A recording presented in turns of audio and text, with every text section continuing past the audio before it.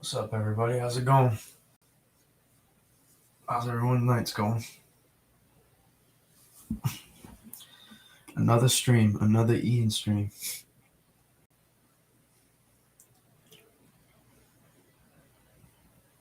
Luckily, it's post-tropical at this point, so but still impacts. So we're gonna go over them. We're gonna go over them. We still have this inland flood threat, and then also, um, we'll talk about some of the future stuff down the line too. National Hurricane Center actually they already have an orange out in the. Oh, what's up, Billy? Billy, if you didn't think I was gonna notice that you took the snowman cap off, bro, how could you do that? It's iconic. It's iconic.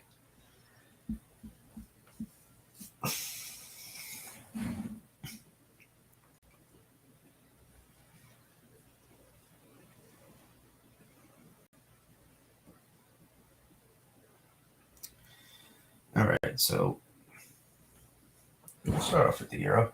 I mean, it's they're basically most models are illustrating the same threat, but so what we got going on is now it's made landfall, so we're past that. Well, what happened last night? I'll quickly go over it so we can get over to what's happening now. Is obviously it moved off the Florida coast the day before or yesterday morning, and then what we saw is a little bit of intensification. Went up to a hurricane, and late last night, 85-mile-per-hour hurricane. So it held it. Didn't the wind speeds did not increase, but the pressure continued to deepen. So this worked its way all the way to about a 977 until landfall. Mid upper 970s. It worked its way until landfall, and that produced onshore flow in South Carolina, where they saw over 6 feet of surge, almost 7 feet of surge was reported at some of their stations. So we saw onshore flow consistently for hours and hours as this thing was moving, and it was really favorable. And that little tug that we saw with the stream interaction. Are we at 850? No, we're at 500. Okay, just check. But that little stream interaction that we saw, if I play it back at this point, it's starting to develop into just a big upper level low. But notice we start to see that stream interaction. It kind of starts to get pulled in to the left a little bit. It starts to get pulled west a little bit. What that happening is some of the flow got pushed this way, and then it went north again, right? It's starting to push this way, the storm track, and the storm flow pushed this way as well right after. So what happened was you got consistent onshore flow for the South Carolina coast for hours and hours and hours. And we saw significant storm surge. And then this band that kind of wrapped around it's like more like this. This band wrapped around the inner core kind of, that produced significant rainfall. Around that band produced 4 to 8 inches of rainfall by itself. And we even saw wind gusts over 90 miles per hour with that. So we got this combo hybrid system kind of that was just becoming more and more extratropical. And as we saw the stream interaction, we saw that process get expedited. As we saw a little bit more of a stream interaction, and then now it's going to get tugged over North Carolina tonight. And then we're going to see it move into the Appalachians, and now it's just a weakening. Well, it's not necessarily weak, but it's just chilling. It's not strengthening, is my point. It's a upper level low that's just chilling out, and it's probably going to produce a flood threat for days. So that's why I think we will have the potential to see several to even possibly several inches, even a half foot of rain along the Appalachians in the mid-Atlantic. Because we play this out. This is tonight, right? We got rain. We got current radar. I'll show you. We got rain going into the Appalachians, right? We got all this rainfall going up into here, but then we also have, it's like two parts almost. Eventually, it like cuts in half, and then we're gonna get these rain bands to pull in, and they're gonna feed moisture, And eventually there's going to be a sharp cutoff line in southern New England for that rainfall tomorrow as well. So the flood threat is not over with this system, because it's going to have that tropical moisture that's filled in the Ian system. What was Ian, now it's post-tropical Ian. It's going to take in some of that remnant tropical moisture, but also notice it's going to pull in some of that Gulf moisture too a little bit. Some more tropical moisture it's going to pull in, and that's going to ride down the scroll. Pull in some moisture. And it's not a super strong storm, so we're not going to see a big moisture, a massive moisture feed. It's not like it's not a 970 millibar storm anymore at this point. Right now it's like 995, but it's not going to be even it's going to continue to weaken, and then eventually it's going to get picked off by another piece of energy, and then kind of still meanders around. So there's going to be a flood threat for days. Notice I could start this where I start this loop at from now, and then play it through. This is our upper level low. This is all the way. This is Monday until we start to see it, and then it kind of gets re-injected with another piece of energy at that point. I'll show you. Obviously, I'm not the P-type map guy, because I think 500 is where it's at. 500 and 850 for tropical cyclones.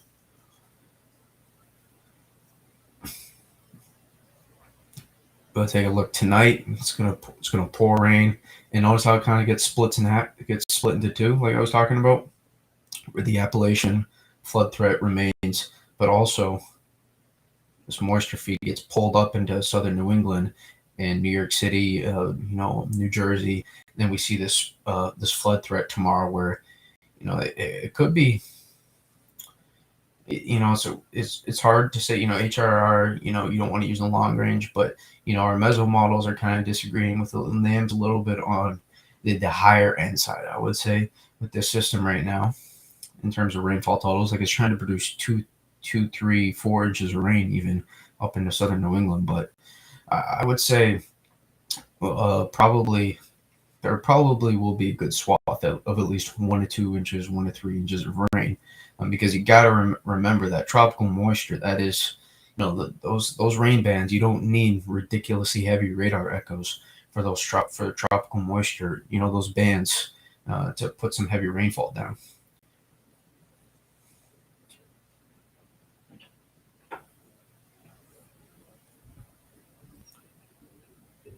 You see it kind of meanders, and then kind of starts to get picked up by another piece of energy.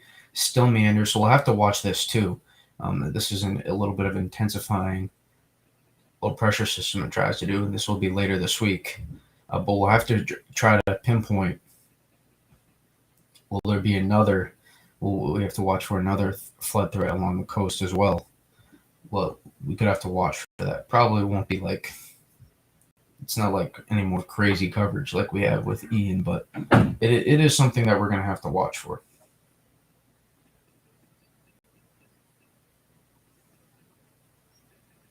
We'll go to the GFS, and then we'll get to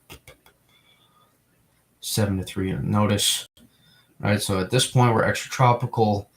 Earlier it still had a lot of trouble, so it was kind of like a half cane. Where southern side there wasn't a ton of moisture, but north side was wrapping in still a lot of moisture. And then as we transition into that extratropical transition, as that happens, notice more dry air gets entrained into the system, and at this point it's no longer a tropical cyclone. It's a mid-latitude cyclone now. And then you can see, though, dry air gets entrained. It almost stop scrolling. It splits the two. Splits these two like, I don't know what moisture bowls, I guess you could call it. Not the most scientific term, but we still get our Appalachian. Oh, this is going to be the death of me. Right here, notice, right? And this is injecting up into southern New England in the northeast tomorrow. So we still have a significant flood threat. We can play some of these. GFS is probably not the best way to go, but just to give an idea, there's going to be some, and there will be a cutoff tomorrow too in southern New England. There's going to be a sharp cutoff. Where exactly is? It's like wintertime trying to figure out that cutoff. That can be kind of hard, but there is going to be a bit of sharp cutoff because we have this high pressure.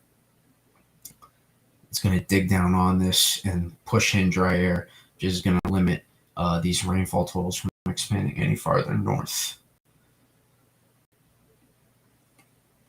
It's going to suppress the system. It's kind of like a perfect mid-Atlantic snowstorm setup, to be honest.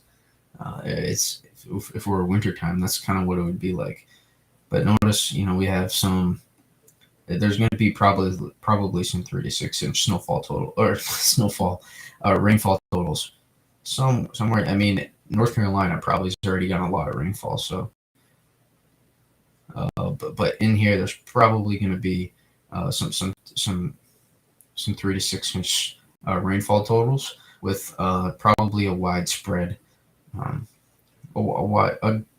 pretty good swaths of 1 to 2 plus inches of rainfall in general.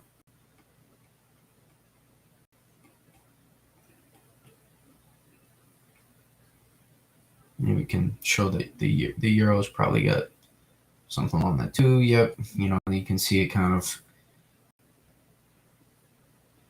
Again, same thing. It just has the cutoff line a little bit farther north, so we're gonna have to see how far that cutoff line gets.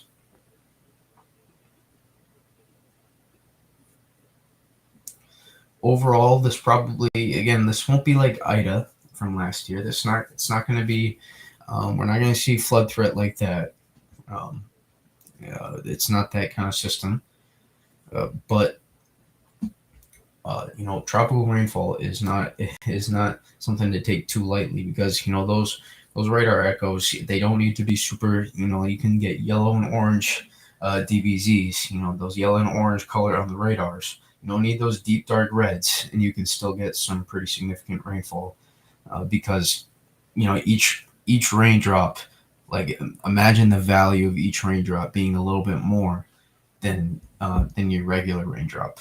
That's not like the most scientific way to say it, but with tropical rainfall, we get much more. It's able to pull much more moisture out of the atmosphere.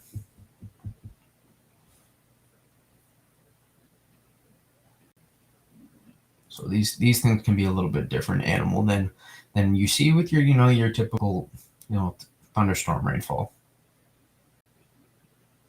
This is curious though. I mean, look, you combine almost a little Norland trough. Almost it looks like a little bit.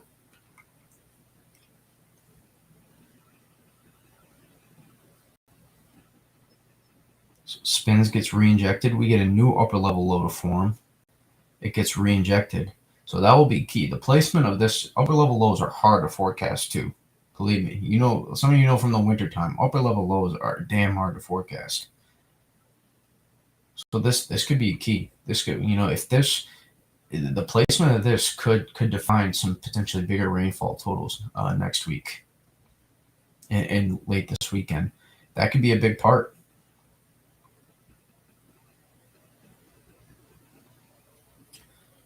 Let's see, and then it tries to put some heavy rainfall totals. It looks like in here. If I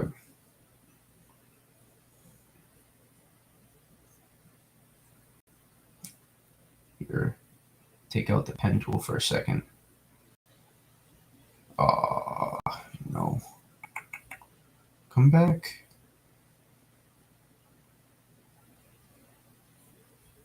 That's kind of where I drew it though. I mean, it was right off. It was right about where I drew it. And you can see the convection on 500 millibars.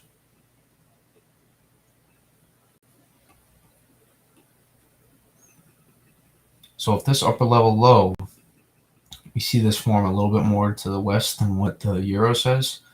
And I think the GFS, we could have to watch for some coastal. That would be some big prolonged coastal freshwater flooding potentially, and not like coastal surge. So that could be if some of those big rainfall totals. Yeah, I mean GFS is a little bit more offshore with it than the Euros. It looks like the Euro winds up that upper level low a bit more, but these are some big rainfall totals that are just offshore. And obviously the Euro winds up that upper level low a little bit more, and you can see those totals right there. And even then, that's still some pretty significant rainfall for the Delmarva right there. That's like 3 to 5 inches of rain. It looks like this little pocket on the coastal Delmarva. So that'll be something to watch. How is this the energy that comes in? Look at 500. We'll zoom out too. No, that's right. We got this big cutoff low to the west as well. And it looks like it kind of ejects a part of it. Looks like something a little bit, just a piece of energy from up north, but also it looks like a piece of this ejects, and these two kind of come together to make one. And this re-intensifies what's left of this upper level low and injects into it. This is a pretty complicated setup. So I wouldn't be surprised if we saw some models, change around quite a bit. Notice the upper level low kind of weakens at that point, but notice this little piece of energy right here. That scroll is killing me right now.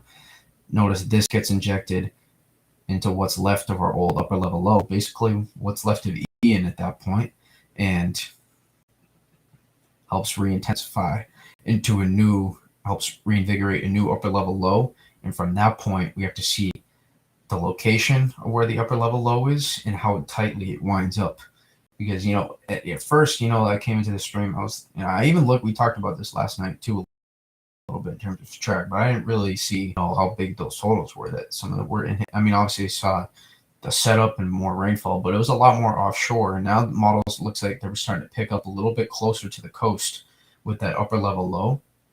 And with that, this could bring a whole new flood threat to watch, because it's still going to have, that's still technically, that's Ian DNA. That's still Ian DNA with a little bit. It's probably not, it's like you when your bones get older, not the same when you were younger. Kind of imagine that with Ian. It's still tropical moisture. There's still some tropical moisture embedded, but it's not quite the same as what it used to be.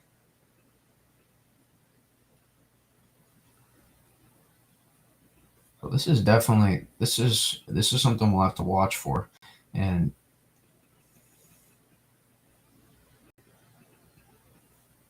GFS has this upper level low, kind of digging out. Shocker, GFS a little bit more progressive with an upper level low, but kind of digs us out a little bit more. And as you can see, this energy right here shoots into this, was a dying upper level low, reinvigorates it,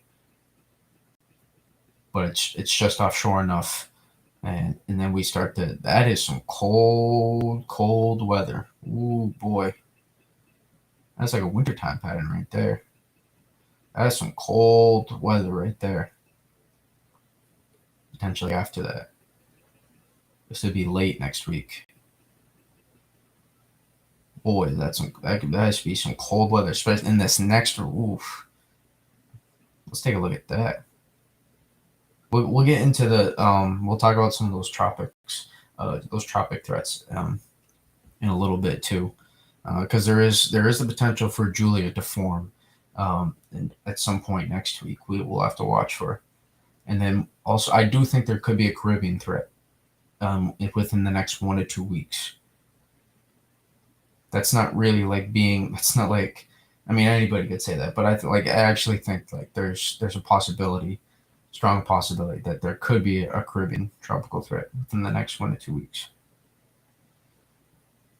But that's not the one I wanted.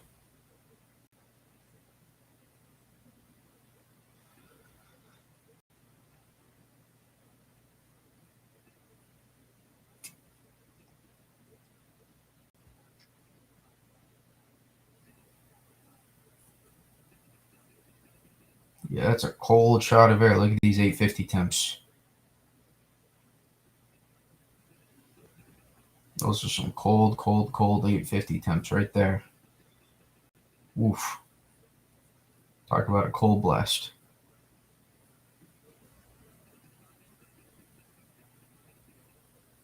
Yeah, that's some cold weather. That's some cold weather for early October.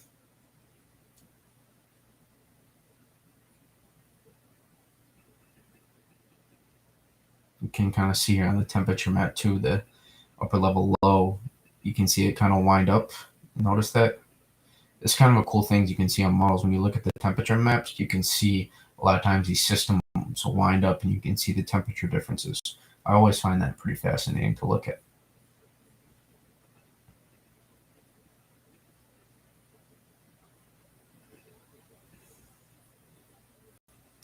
Yeah, so we're gonna. This is a new thing to watch now. I mean, I think models have been pulling this upper level a little bit closer over the past couple of days.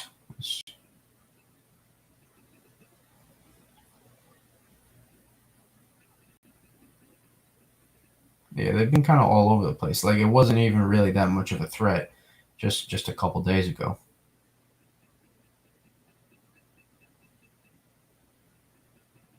So they started to pick up on this within the last couple of days. Models have been starting to pick up on this.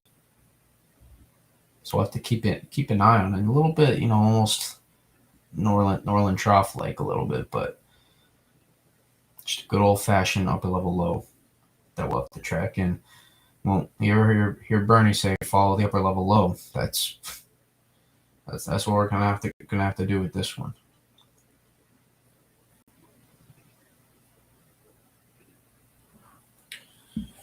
All right. I think we covered that the flood threat pretty well. I think so. Let's get into the tropics again. Uh, I mean, I guess I mean I did say that Ian is still it's still a strong storm. It's still a 994 millibar 50 mile per hour storm in North Carolina. So I just want to make that clear. Ian is still ongoing, and the impacts will going to last for the next couple of days, and even the DNA of Ian is going to last, you know, for the potentially for the next 5-6 days relative to our pattern. So it's still going to uh, affect us here in the eastern U.S., but just not as much as it affected Florida and South Carolina and North Carolina today, which is good news. But still, some tropical storm force winds going on. It's just now post-tropical at this point. So probably some 50, 60 mile per hour wind gusts still happening in North Carolina right now. But if we slide out into the north, do it. Let's do it. Can even see. We'll peek ahead.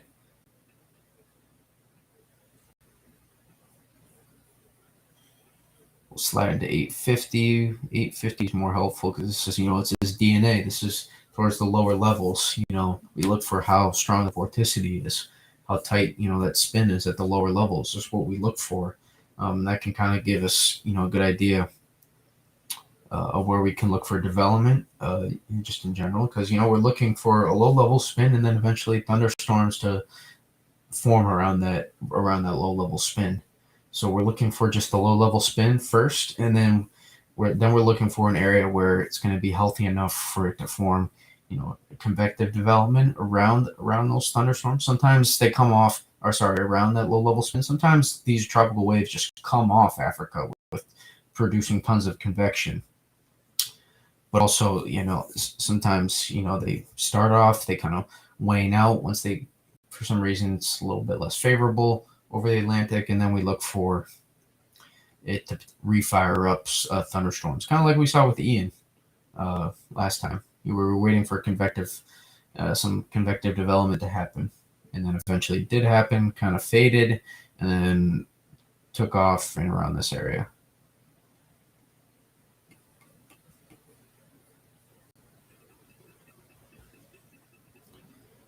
Immediately what pops off, this right here,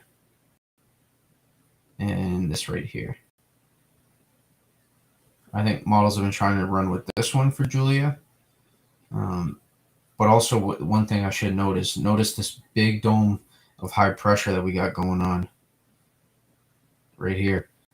So we're not going to be seeing any tropical development happen north of the Caribbean in terms of latitude. Well, whatever latitude, you can see it. Nothing. We're not going to be seeing any development likely north.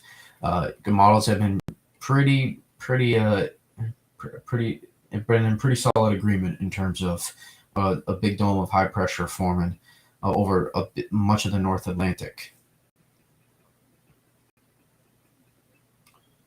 Notice eventually that upper level low that we're talking about pulls out, but eventually that pulls out, and then in between troughs, there's going to be a pretty big dome. A little bit of weakness in the trough here, but this Azores high, there's going to be a pretty big dome of high pressure. So anything that does form is probably, it's either going to have to beat this Azores high strengthening. So it's going to have to beat the high pressure and curve out here, or it's going to, if it's a stronger storm, if there is anything that's a stronger storm, or it's going to have to be a weak one and then get into the Caribbean, which is why I think there's going to be a chance for some Caribbean development maybe next week or some close, relatively close to next week. That there'll at least be a good chance for it. That doesn't mean it's going to develop because we still have to. There's not even a storm we can quite identify yet. I mean, there's a couple. That wave I highlighted. This general area. I mean, this is, it's a pretty strong low level spin here. I mean, that's not right. It's not right. This is nothing ridiculous. It's not like a hurricane or something, but for a tropical wave, it's got a pretty good low level spin right here. So immediately, this would be something that we could look for some kind of development at some point in the Caribbean next week.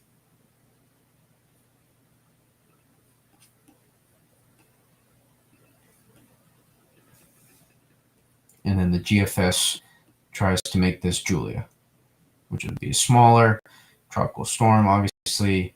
And then it kind of just gets, right, we have this big dome of high pressure, and with high pressure comes wind shear and dry air. So it's going to kind of meet its match. And given it's a pretty small tropical cyclone, it's going to meet its match pretty quickly. And it's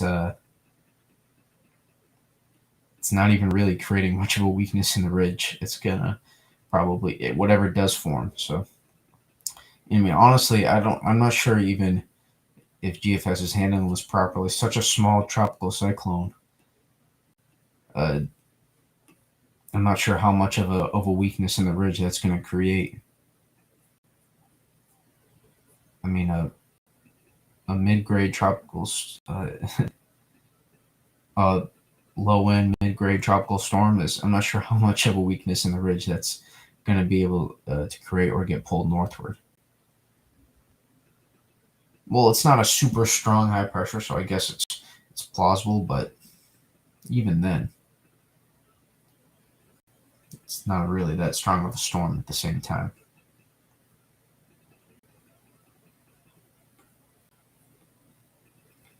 Yeah, but notice, when we look for Caribbean, notice there's a lot of moisture firing up in the Caribbean. So that's a lot of possible. That's a lot of moisture popping in the Caribbean. So that's a lot of possible things that we could see. I'm not saying like, oh, this forms this one. That's not what I'm saying. I'm just saying when we have a lot of moisture popping in the Caribbean. That's usually something we look for as well. My man John, what's up? With all this Caribbean and all this moisture in the Caribbean, that's something then at that point we then look for. Because something could pop, and even does try to pop something, but it's just so far out. So I think next at some point within maybe next week or the week after, I do think we're gonna have to watch for some Caribbean development.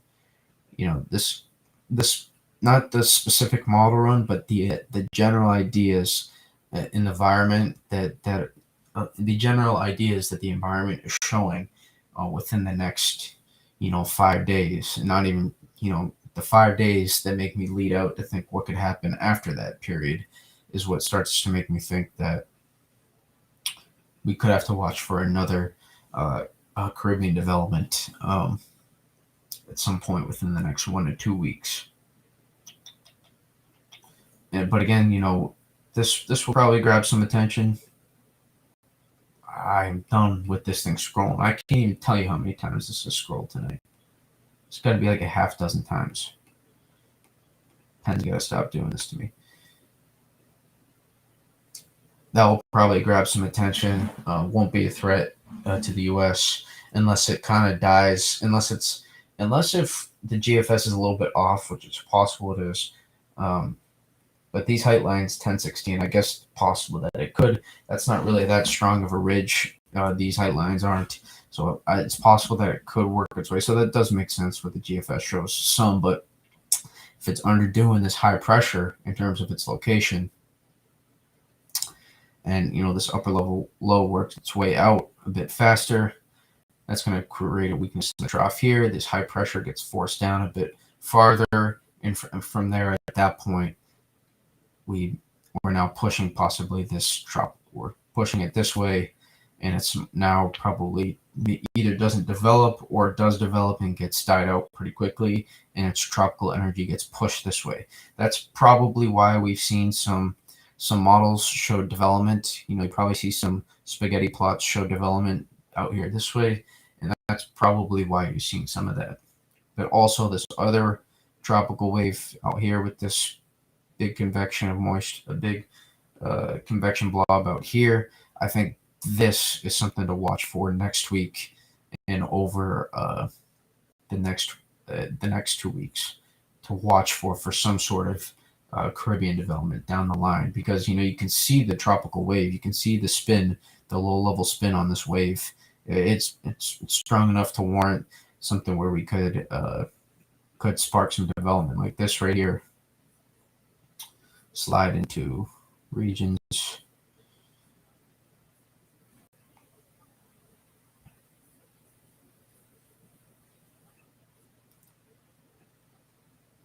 That's something that warrants to be looked at for sure. Nothing ridiculous, but again, you can still see it, and then it kind of has it, it's a little bit tighter spin at that point, but then, it's beyond 5 days, so it's kind of hard, and then it still kind of has remnants of its spin. We move into the here, kind of see, it kind of fades off, and then kind of has it reignite once it moves into the Caribbean. But again, this is just over analyzing a week out on a tropical wave in the GFS. But that's kind of my point. At the same time, notice how it kind of gets brought together. It's like almost like a gyre at this point. Just a broad but visible spin. And when we see that as well, combined with just this scenario itself, and not even just the tropical wave moving into the Caribbean, the original, those are multiple scenarios that can allow us to see some tropical development. And again, so far out, but this to me, this is going to warrant some looking at. And I think it could start to be our next topic of discussion in terms of actual landfall impacts in the Atlantic, not the U.S., but just the Atlantic in general.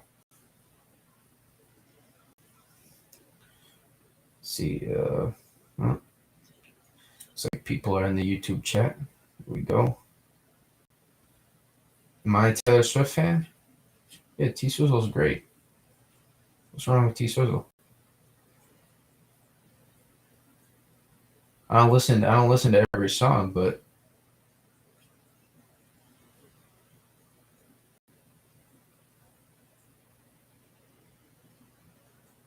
it's a great stream. It is a great stream so far. It's quality content. That's what it is. I mean, yeah, I'm not a Taylor Swift stan, but I won't even call myself a fan. But I won't sing any songs. But she's got some bangers for sure. Yeah, but I didn't set a Florida impact guaranteed in 10 days. Yeah, I didn't say that.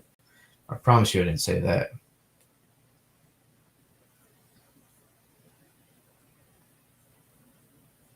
Yeah, Post has got some good stuff too. He's a bit of a savant.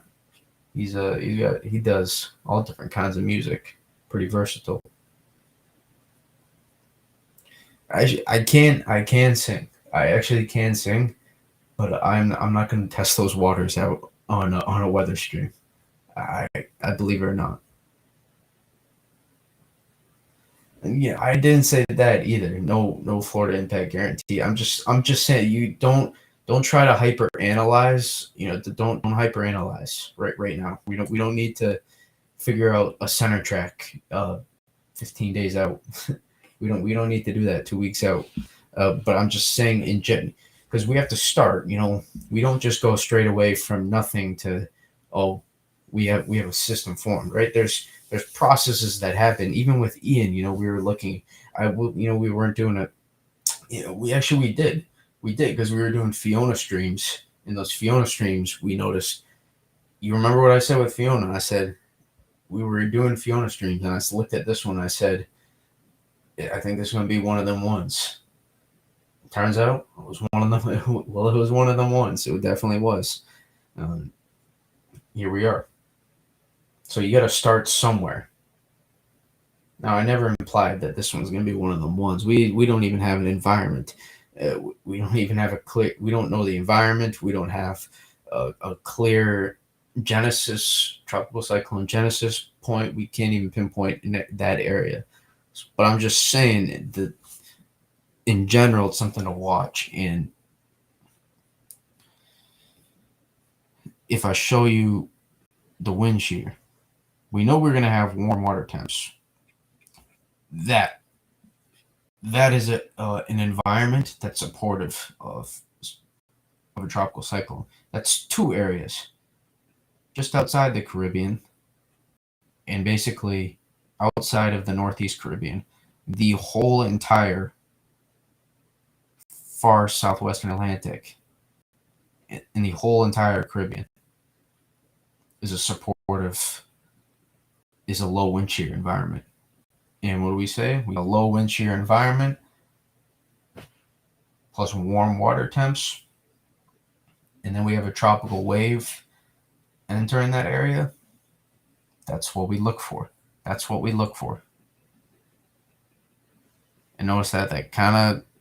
notice it's pretty low wind shear environment for the next two. Obviously environments can change. But I'm just saying this has been relatively consistent. That model's picking up on a low wind shear environment for the next 2 weeks. Almost 2 weeks, like 12 days or so. Model's picking up on a low wind shear environment. And I could go out to the Euro and I will show you, sure enough. That's just that's a real low wind shear environment for a long time. And when we see that, that's in the Caribbean in October, that goes, okay, this could be something we could watch down the line. So there's stages of tracking that we do, and this is at one point like, okay, this is a period of where we could see something. It's like looking at a trough like 10 days out with a winter storm. You like, or it's not even that, not even looking at a trough. It's like looking at the general pattern in a winter storm setup. That's, you can say, okay, well, we got something that we could want to keep an eye on if we see some more consistency with this. Completely different where we're looking for genesis. We don't look for genesis of winter storm. We look for pattern and things to connect. Whereas with tropical cyclones, we're looking for genesis and then things in the pattern to connect. And not even connect really, because there's not usually phasing that goes on, but parts of the upper level pattern that connect and then form either a favorable or not favorable low level environment for development.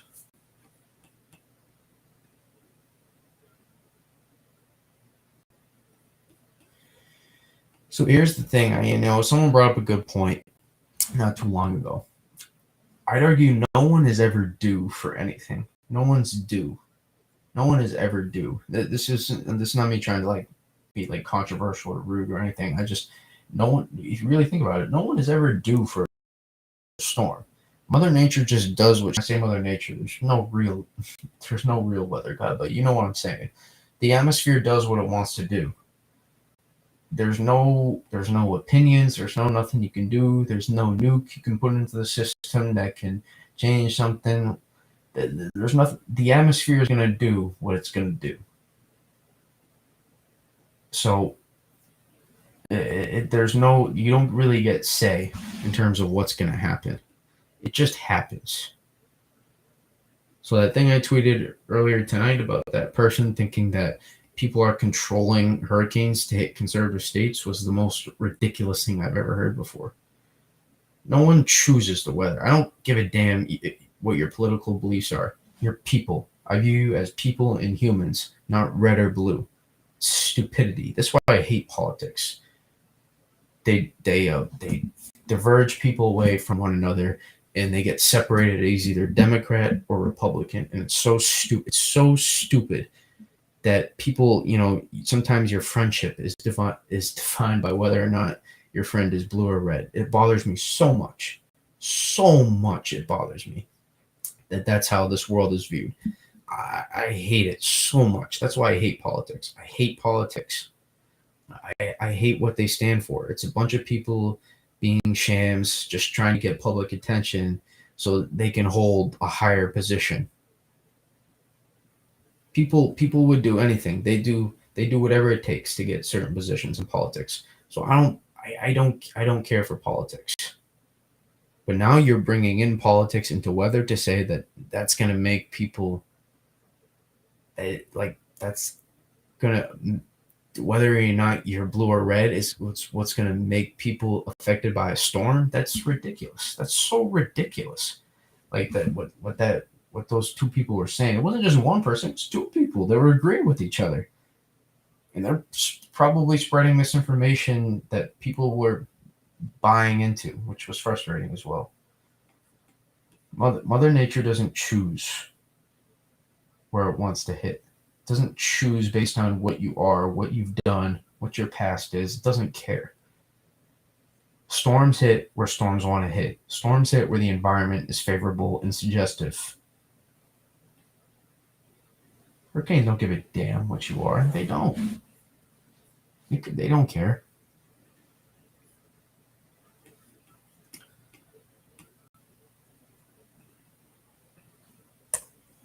So I went on that. You kind of led me to that, which I'm kind of thankful for because I wanted to talk about that. So if whoever put that question, thank you. But to answer the question more specific, or your comment more specifically, that's why I don't think anybody's ever really due. It's just the environment is what it is, and the probability sometimes suggests based on statistics that there's a higher chance of happening. I mean, like if there's a no hitter in baseball, it's like a no hitter is just either going to happen or it's not. You can put all the analytical data based on how frequently it happens, but it doesn't always work like that.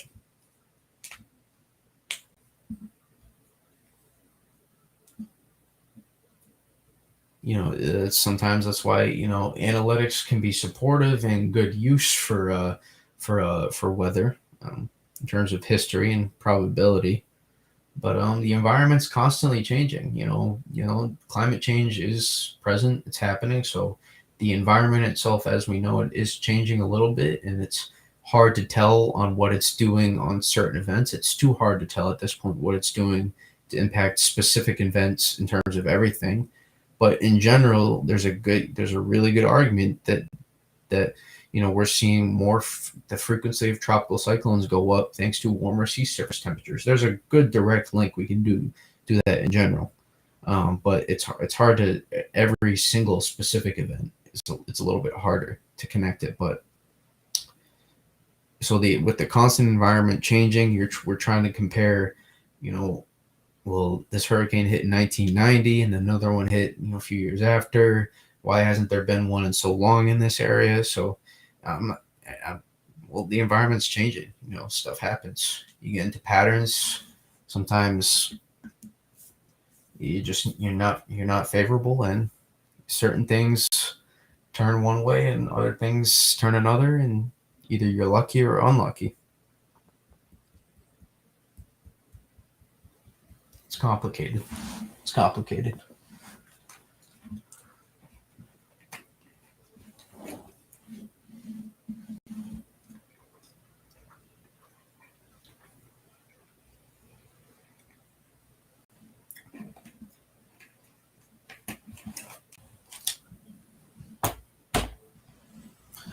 Appreciate it.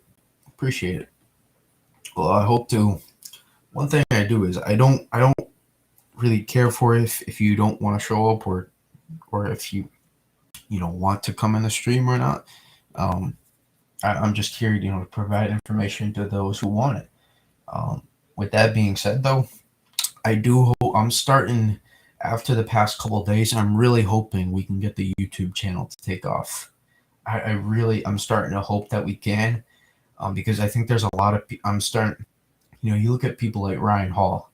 I talked about the clickbait stuff and etc. I have a little bit of a problem with that, but what he's doing with his live broadcasts is transforming. It's transforming. It's absolutely transforming. Whether on social media and YouTube, absolutely transforming. I can't tell you how many people I have when I get posts that get more interactions. How many people like and retweet his stuff, or tag Ryan Hall in my posts. I have so many, like, they tag him more than anybody else. That's the influence he's had. And it's not about me getting a status. It's about, I tweeted this out. I gotta show you. I'll show you this tweet I had from earlier tonight. Nope. No, that's not what I want.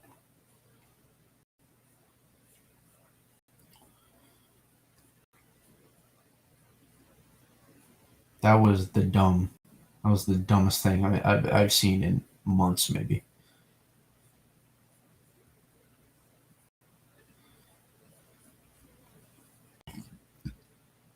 It was not okay what happened. What happened with Ian was not okay. Those hundreds dead, those are probably going to be true. Those are probably going to be true. There's people reporting, bodies that are in houses that are up to the top in water. Like, there's bodies at the top of the water in houses. That's so disgusting and disturbing, like, to hear and think about. Like, that bothers me. That bothers me that there's people that died from this storm. That so many people died from this storm.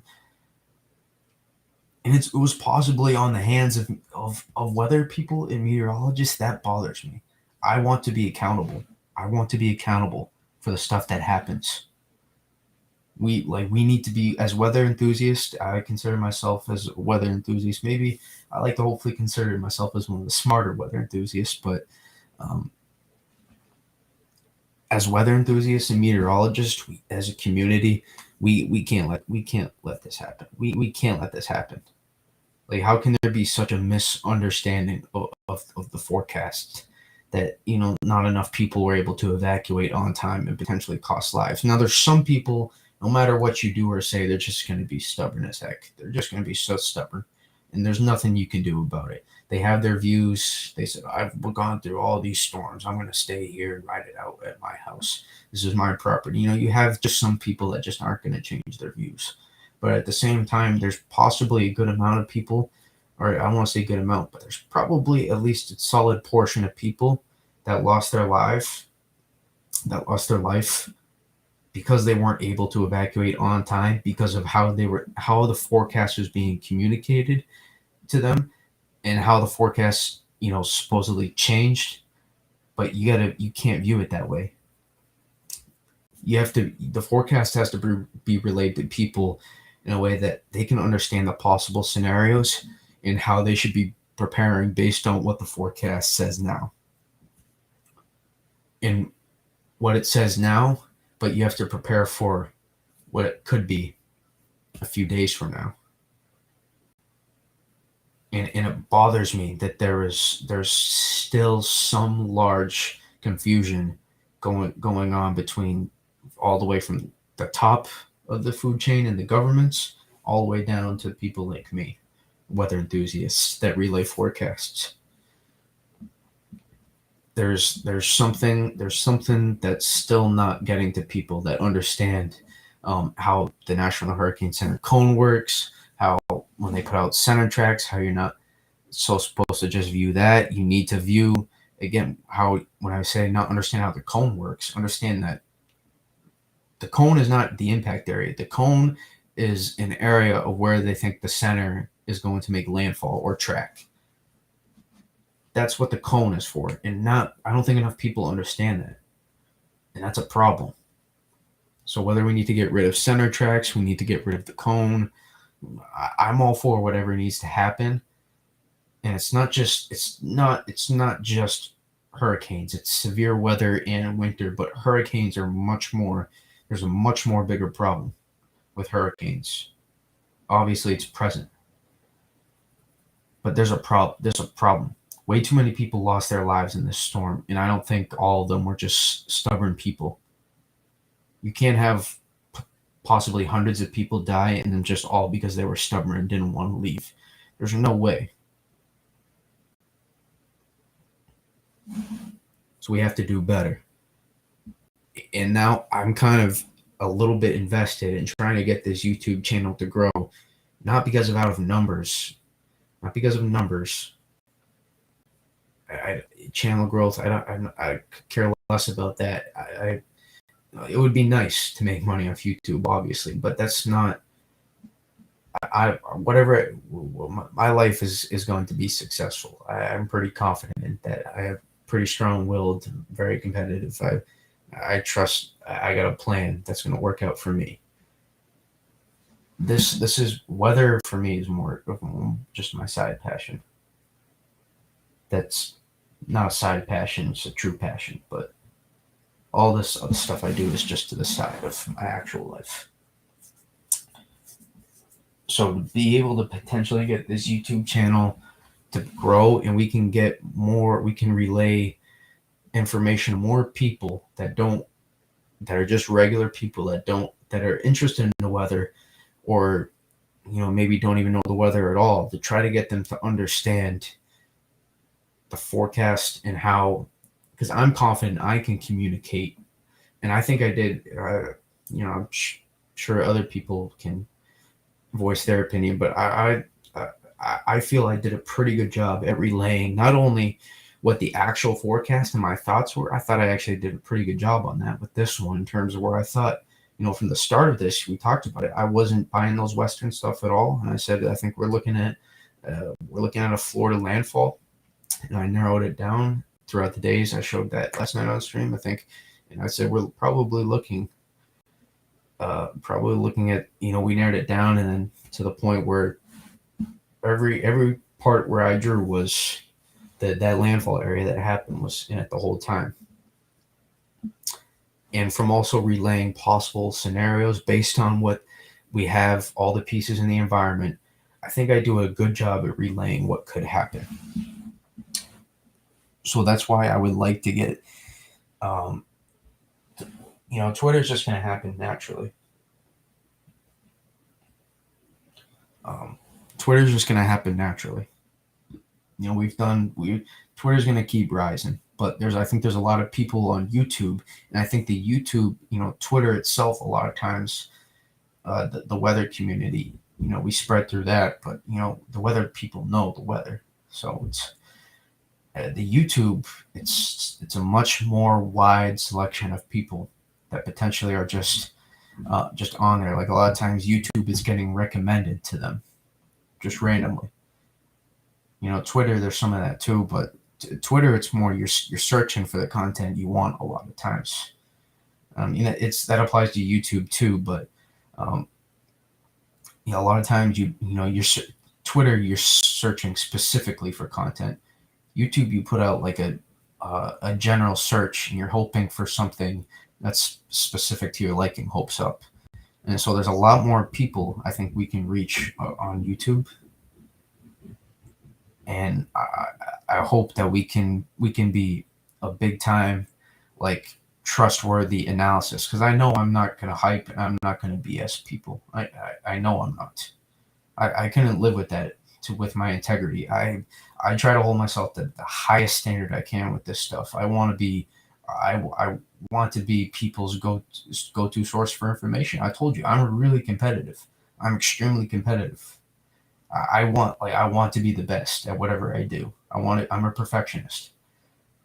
So I'm going to hold myself to the standard to try to, put the best and most accurate information. And I only know what I know. So at this point, but I want to be able to relay that information to as many people as I can, and that can hopefully clear, because sometimes, TV Mets, they do a decent job, but they're on the air for a lot of times for 5-10 minutes, and sometimes there's a lot of TV Mets out there who aren't always doing it. They're likable, their community likes them, but it doesn't mean they're always doing a great job.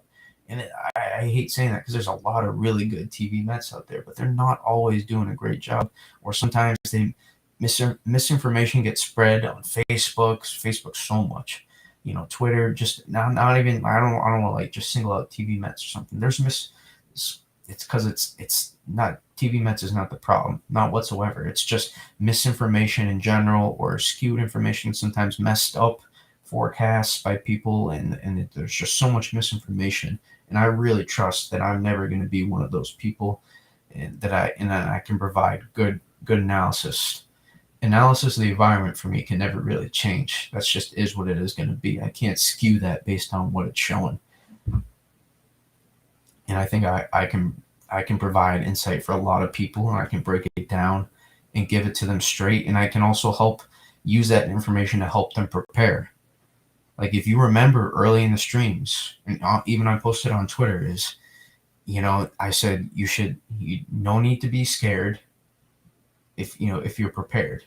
That kind of rhymes, but you don't need to be worried if you're prepared. I said that time and time again.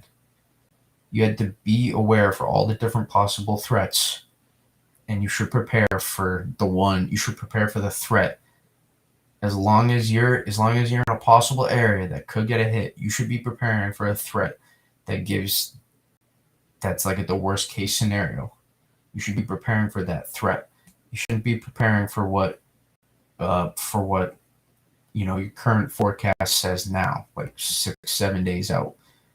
You should already have, before hurricane season in general, when hurricane season starts, you should have a go-to plan. Okay, if we get hit by a hurricane, I'm going to have this ready. This is all this stuff is going to be ready to execute. And even then, you can get away with not doing a lot of that stuff. A lot of times it's just like house cleanup, maybe,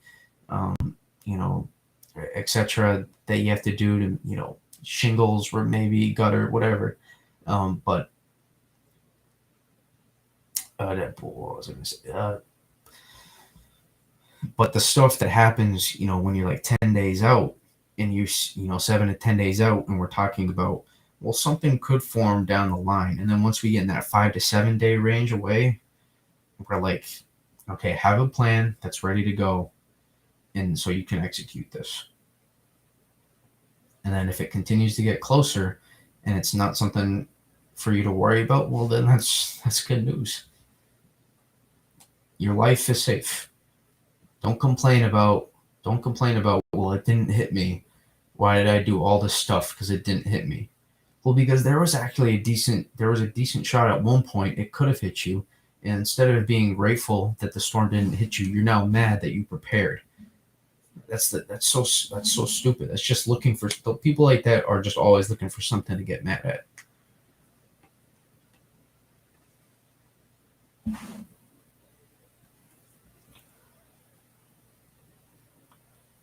There's a big gap. There's probably, I would say, there's probably 4 different gaps, in terms of maybe even 5. There's people. We'll start from the bottom. People that are dumb, don't know the weather, and just, they're, and I say dumb. They're dumb in terms of their knowledge. And I don't. That's kind of a little disrespectful. They're ignorant to how the weather works, and they're just looking for their TV forecast or whatever, checking their weather app for their stuff. And then once they get warnings and stuff, they'll react to that. These are a lot of people that can sometimes we this is the target crowd I'm trying to look for to help um, take away some of the misinformation from. Then there's some people like that are like, oh, I went through this, I went through this, I went through that. This is what happened. All these storms happened to me. Look at me, I'm just fine. There's probably that person too. That's just as dumb because of the way they think. And then we start to have people who, you know, don't care enough really to maybe study the weather, but are just, they're kind of interested in the weather. They know how to take in information. They're not out there, doing analysis or really anything, but they know how to take in the information, and they're kind of interested in the weather. Um, and then actually, there's 3 more. I'll go with 6. And then we have, young, teenage people who are interested in the weather that, maybe not sure exactly what to do with information. So they're kind of spreading some information from other people, but then they're also, they're kind of maneuvering that line between, I want to kind of give my thoughts, but also I don't really know a lot yet. So I'm kind of learning throughout this process. They don't really say that a lot of times, but you can tell based on some of the things they say. And then I'd say you have good, trustable weather enthusiasts who do good analysis, who are either studying in college or in high school, but have a lot of good information. Or maybe they're just not in college. They're maybe not in college as well. They're at this point adults who have just been studying and doing a lot of analysis since they were in high school. Never got a meteorology degree, but they know a lot about the weather. I would kind of put myself under that category. And then we have our degree meteorologists, and above that, the PhD, the people who really know. Not saying there's plenty of weather enthusiasts who know more than actual meteorologists, just to be clear, but there's a lot more meteorologists. The combined IQ weather-wise of meteorologists is definitely higher than weather enthusiasts. So those are probably, I would say, all those different gaps between people.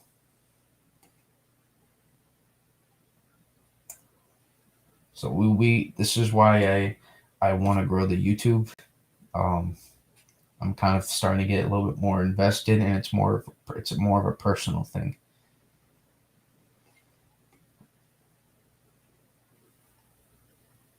There's not too many people that make models. I'll tell you that. Those people are probably pretty old at this point too, and probably not on social media relaying forecasts. But um, it's probably a group effort too. It's probably not just one person. But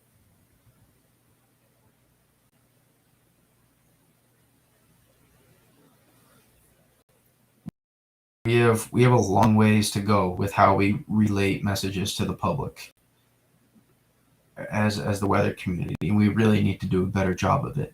We have to do a much better job of it.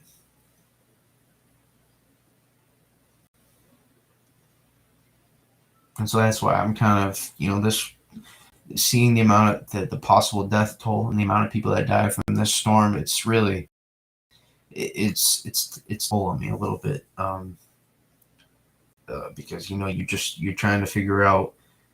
I know I did myself. I did a pretty good job of relaying the forecast, but obviously I'm not a big enough.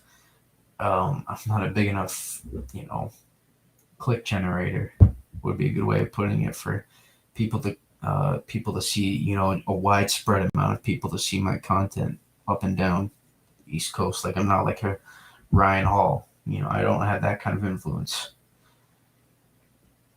So I do what I can do, but at the same time, I'm not going to just sit here and say, well, I did good with my forecast, so I'm just going to be happy with that. I would maybe do that in a snowstorm. That's maybe what I would do in a snowstorm, not with devastating hurricanes.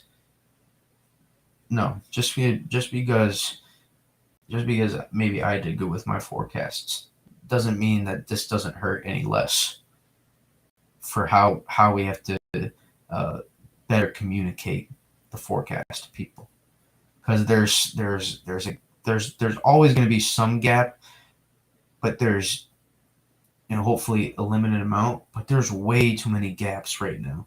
There's way too many gaps, especially after seeing what just happened. There's way too many gaps between the government, regular meteorologists, TV mets, etc., weather enthusiasts, and how we're relaying this information to the public. There's just way too.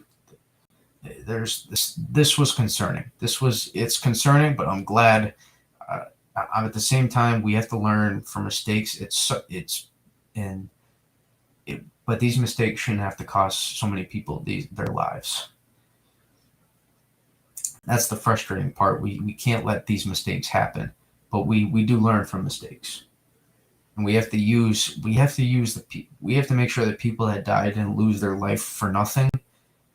And the information, the research we'll do from this storm, etc., but also the improvement in relaying forecast messages to the public. We can't just let those people die for nothing. For nothing.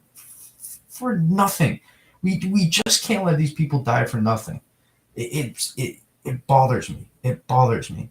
It truly bothers me. You can see I'm passionate because this bothers me, that we're just going to let maybe hundreds of people, whatever that death toll is, it's that number too many. Can't just let these people die for nothing. We have to do a better job.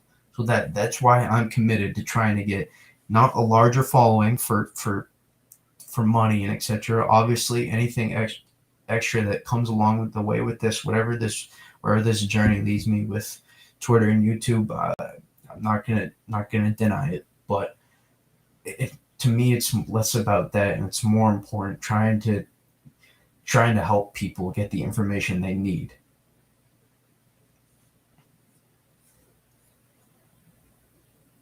It's important.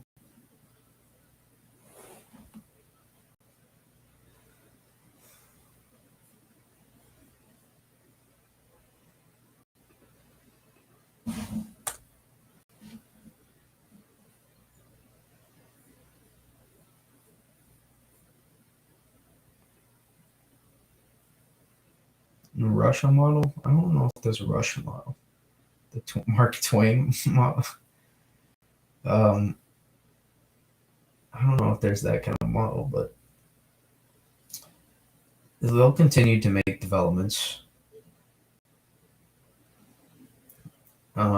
We talked about that. Those are BS, complete bullshit. He doesn't know what he's talking about. He doesn't. He just doesn't know what he's talking about. For the Mark Twain model, that'd be interesting. Yeah, direct weather doesn't know what he's talking about. I'd probably, and if we were ever face to face, I would say, dude, why do you post all these stuff? Like it's ridiculous.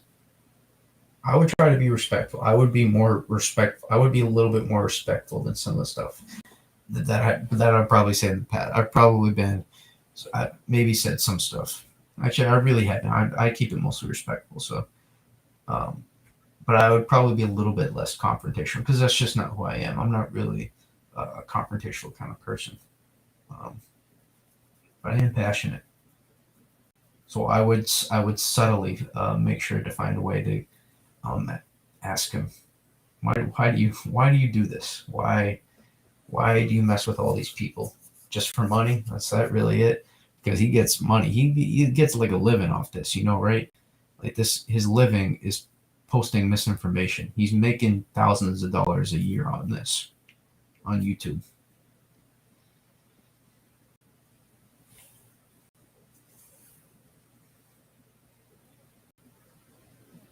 My hope is eventually he realizes uh, he can actually do some good if he just takes some time to understand the atmosphere and that with the platform he has, maybe if he realizes he can use that platform to help uh, help really do some good analysis, then maybe that will help. I think Ryan Hall's starting to realize that he's not as bad as Direct Weather with those clickbaits and those some of those weather videos, um, but he mixes.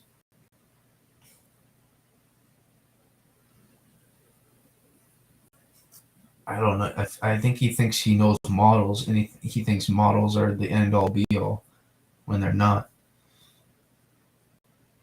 But Ryan Hall's realized he could really do some good. So you can criticize him for all the stuff, but those live streams he does and provides the footage he does, and he's starting to really help the chaser community because he's paying those chasers regardless of whether or not they put content out there, and that's really important for storm chasers. Storm chasers don't get paid a lot of money, so he's getting storm chasers on his payroll now, and in exchange, he's providing really eye-opening footage from the storm chasers that they're getting, plus also helping the storm chasers themselves. That storm chasers is not really a good job. It doesn't pay a lot, but we do it because we're passionate. I mean, I'm not a big storm chaser. I do storm chase, but not to the level I can't. My schedule doesn't allow me to go off for take 3 days off and go chase the planes or chase a hurricane. My schedule doesn't really allow me to do that. It's just the clickbait videos. So that's where he kind of meanders with that line of actual good information and not misleading information and not being a good source. So he kind of tends he plays with that line very strong. Believe me, Twitter lets him know too. Um, and he kind of knows too. A big part of what he does. It's possible. This is possible. What he thinks too is just get the people in for those videos, and then when the live streams for the storms happen, then he's gonna put the good information out, and there's just more people he can get. That's not a bad idea, but playing with people's forecasts beforehand before those live streams, that's not always the best idea to do. But people complain about those clickbait stuff that Ryan does, but I think overall he has a little bit more of a positive impact than a negative impact that he has in general with his content. Even though I wish some stuff he would change a little bit, but who am I to tell him what to do?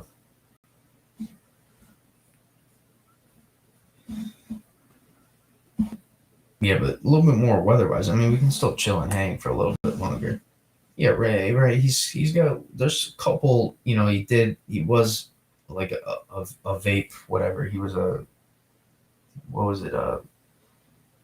He did like vape analysis, I think, on his last YouTube channel. So that's a little bit sketchy. But I mean, a lot of it's not good for you, but a lot of people do it. So it's not like that's not a good that's not a good reason to do something. But so there's a couple things that I would be curious about. But I think overall he's having a pretty positive impact. Oh yeah, you don't know about that? You could do some research into that.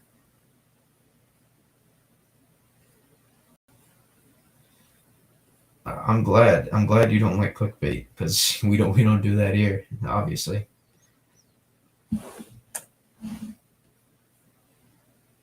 Right? I mean, even look at we're talking about the Caribbean too.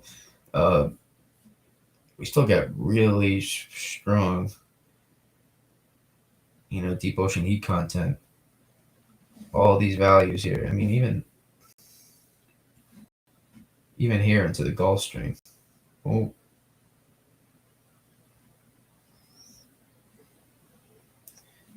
all of this is good, formidable deep ocean heat content. In the Caribbean, is still there's a ton of jet fuel. It's maybe not quite as high as it's been in a couple of years past,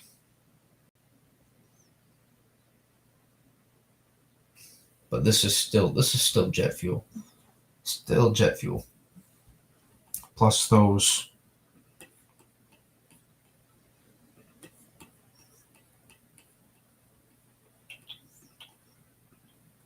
30 degrees. There's like the mean average is 30 degrees. Is 30 degrees sea surface temperatures in the Caribbean. That's the mean average. So those are still pretty high, and that's not going to change throughout October. The Atlantic ones, well, we'll see that 26 line probably come down here more and more. I mean, this is still Fiona and Earl. I think this little cold eddy right there. But we'll see the Atlantic ones start to go down. The Gulf will probably still stay warm through mid-October, and then we'll probably start to see these cool down through late October. Probably see the northern Gulf cool down in late October.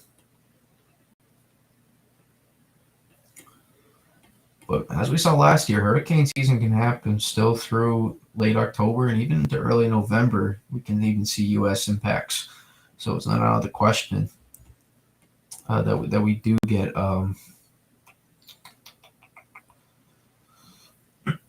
that we do get U.S. impacts from hurricanes or tropical cyclones. Well, same thing. Tropical storms, hurricanes, just different intensity, obviously. But we can still get tropical cyclone direct impacts in late October and November.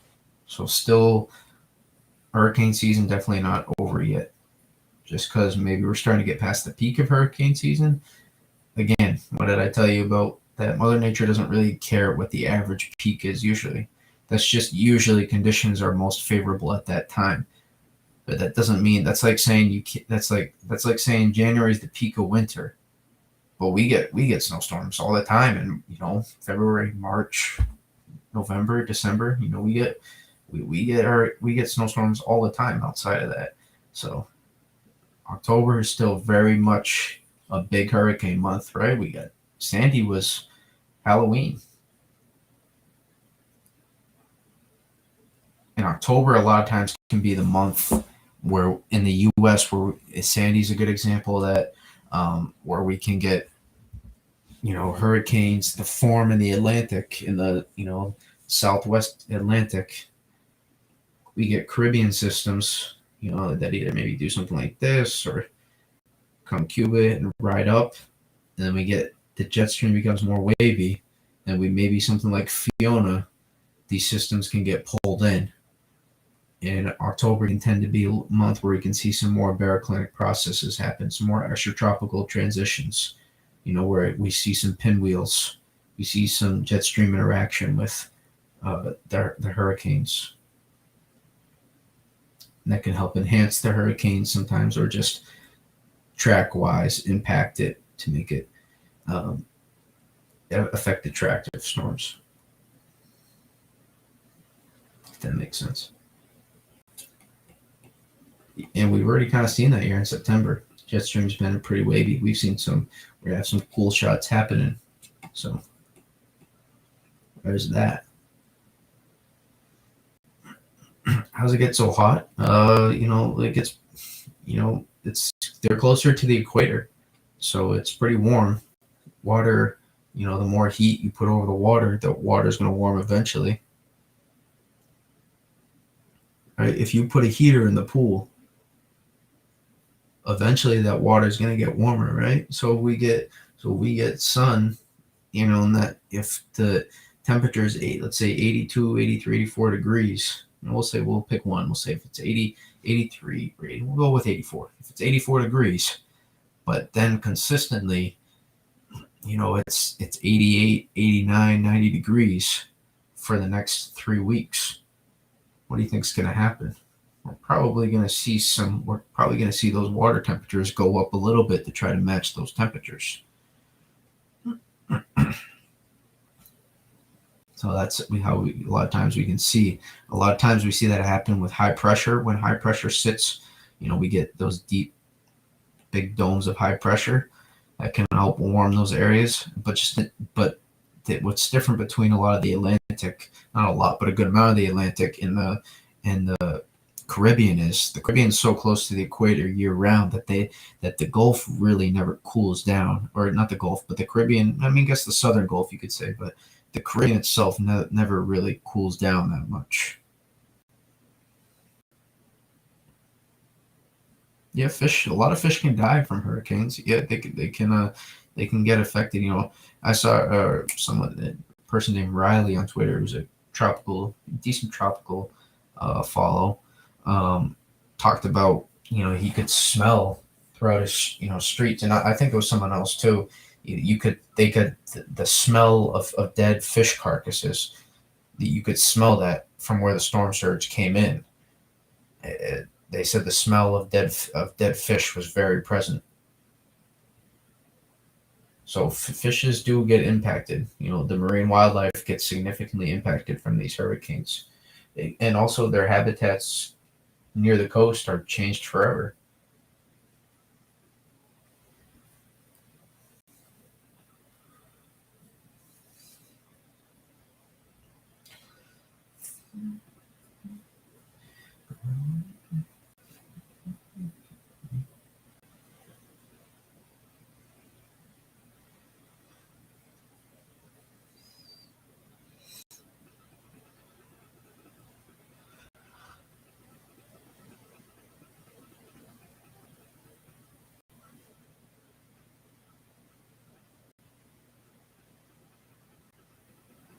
Here's one thing I will say.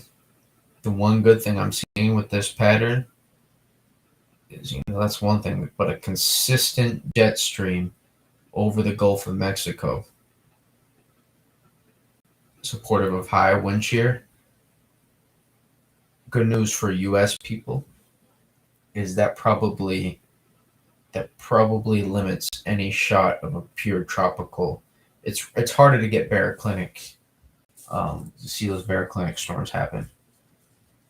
It takes a specific setup to happen and track wise to pull it into the U.S. So I guess technically that is possible. Where we could get a baroclinic setup, but sting jet setup, in other words, you can also call it. But seems to be some decent agreement, at least, that we're getting October jet streams dipping a little bit more. The subtropical jet right here sitting over the Gulf, and that's not going to allow.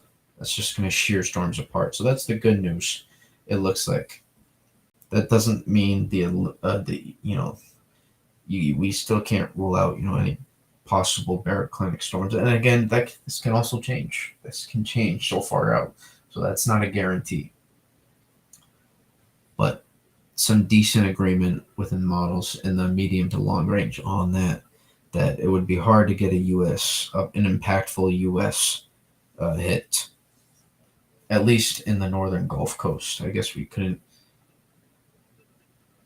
rule out, like a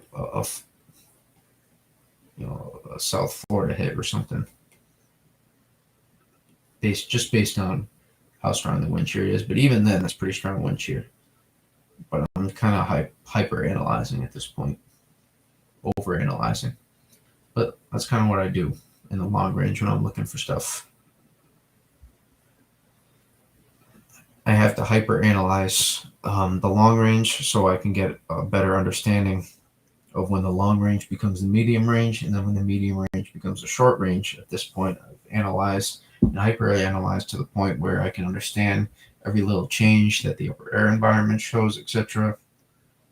Every little change with the actual environment near the tropical cyclone and the actual tropical cyclone intensity changes. I can add all those stuff up, and that can help me understand the forecast a bit better when I start so far out. So a lot of those systems that's why I'm gonna say I had a pretty.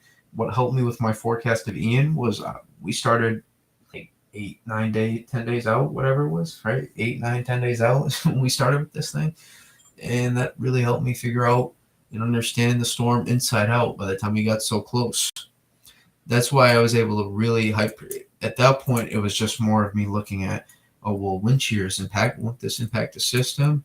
We knew wind shear was going to be present, but I consistently saw that the way the angle of the trough was set up, there was going to be a chance that was only going to enhance outflow. And what happened? We enhanced the outflow with the angle of that trough, and that's what did not allow dry air and shear to overtake the system and prevent. After it strengthened in the Caribbean, we allowed for another 2 points of re-strengthening before and after the outroll replacement cycle when it was in the Gulf. So when I can get a better understanding of these systems so far out, then we get closer and closer, and I monitor it. Usually changes go back and forth. We see a little bit of windshield wiper effect a lot of times with these systems, in terms of models changing back and forth, and different possible scenarios going back and forth, and model changes with intensity or track, and slight changes in the upper air environment could lead me to help explain why we saw these changes happen. So we start out far out for a reason. Oklahoma King, you can you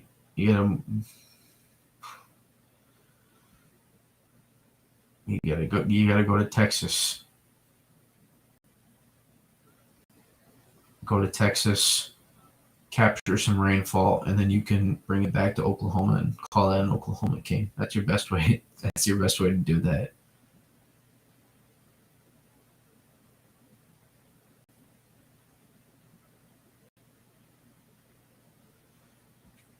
I mean, technically, they've got in like tropical, like weakened tropical storms before in Oklahoma, but they've never really gotten any major impacts before. Like they haven't got like a Cat 1 hurricane before. I mean, we can really break it down if you want. Oklahoma tropical cyclones. That just might be a football team name. So these are past, remnants and stuff.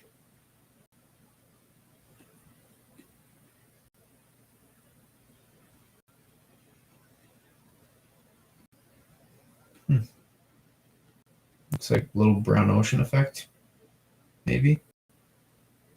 Yeah, this was the one. This was that weird one. That one that strengthened over Oklahoma. This is like the anomaly that you're probably talking about.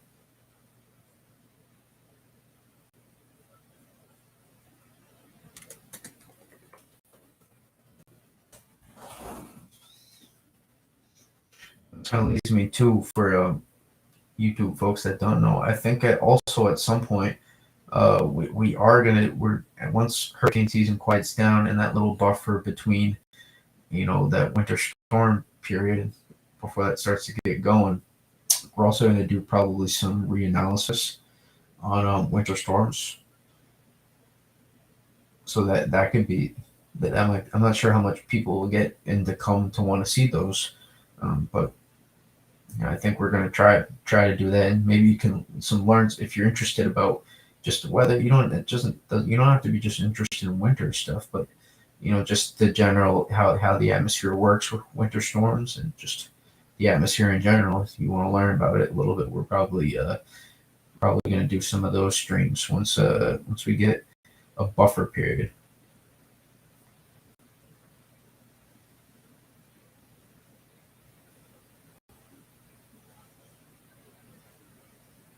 Yeah, so we'll probably do those. I've already done some of those before hurricane season ramped up. We did a lot of Twitter stuff. We put a lot of posts. You could if you really scrolled, you could probably find some of those. But I've tweeted a lot since then, so I guess you could do Twitter advanced search if you wanted to.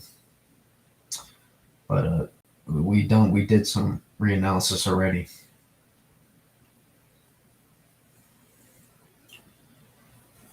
Wait, this looks like this was that oddball. 10 inches of rain, 80-mile-per-hour wind gusts.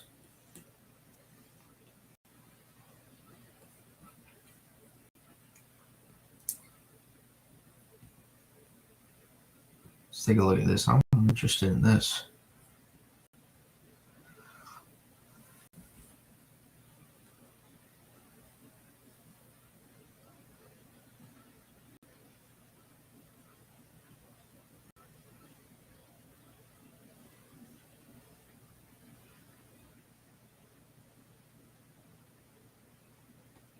They didn't really go too much into depth on this.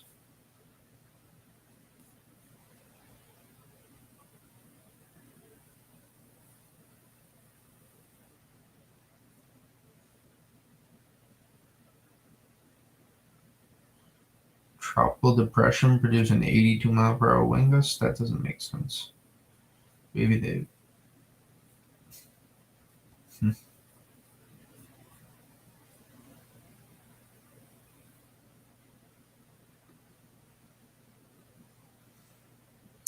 Oh, that's not. That's just baroclinic process. It looks like just transferred it to a low pressure, but looked like kind of a hurricane. So remnants of tropical storm Erin intensified into a low pressure system, and it deepened. But it looks like the low level spin still from the tropical depression was still very much well entrained into the system. So that's why we kind of see that spiral rain band in the center. I guess we can call it the eye.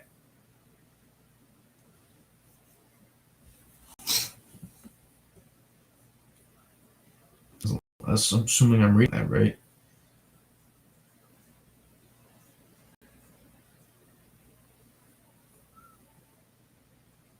So that's not really a tropical storm, a true tropical storm over Oklahoma. I don't think.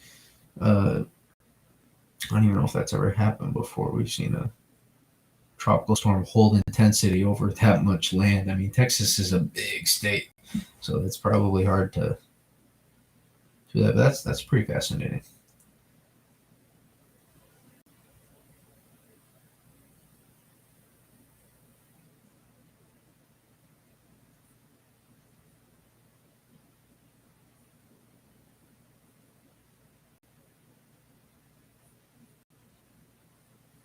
Yeah, it's a well put together low pressure system at that point.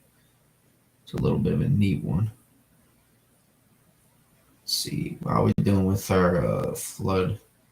Looks like it's not having a lot of problem. It's just probably getting a little bit. It's almost like imagine a little bit of Virgo almost. Imagine Virgo. Sure you know that, John. Virgo can piss you off in the beginning of storms, man. But not quite. It looks like it's not too much. I guess we could say Virgo. Not a ton of that going on right now. It's like the rain shield's advancing pretty nicely here. at this point. It's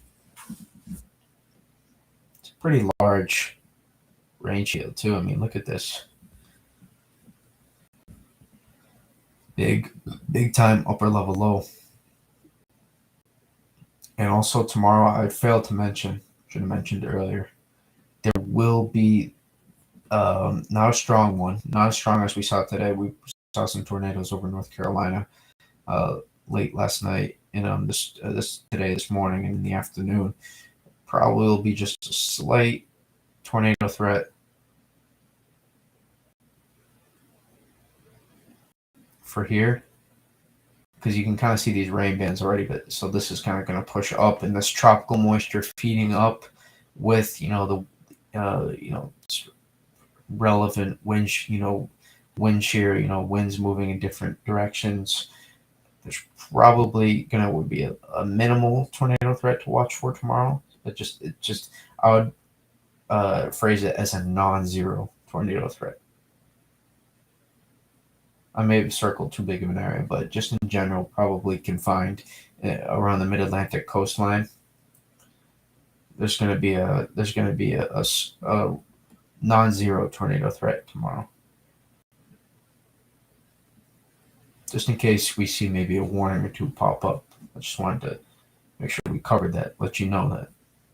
Already told you. I don't have that big of an ego, but I'm a little competitive, but as I told you, so a little bit of ego with that. But I do just wanted to, just so maybe if you saw it, you weren't caught off guard. Like, oh, why didn't you mention that on stream last night? Right? Yeah. If you digged around, you probably could have heard it. But I think we could look at the SPC. I think they have it's probably a general risk, but you can still get tornadoes and general risks.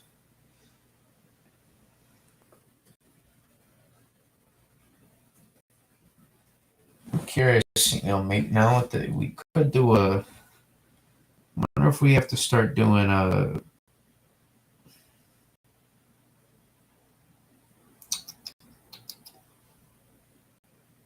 severe weather streams. I'm not really. I'm the out of the three main stuff.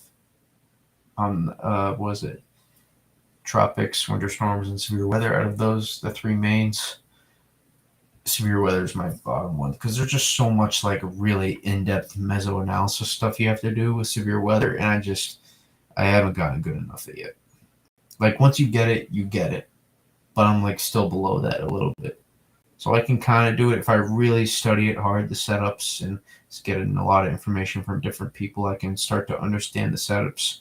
But I got to see stuff it takes me, I can't just break it down on my own. But, they got it. I guess as I was maybe underdoing it a little bit, there's a relevant tornado threat. Damn it, it's the hold. You can kind of see in this area they're highlighting. That's the exact area I highlighted. I highlighted just a little bit bigger just because just because there's not 2% there doesn't mean there isn't possible. So probably really anywhere in this general.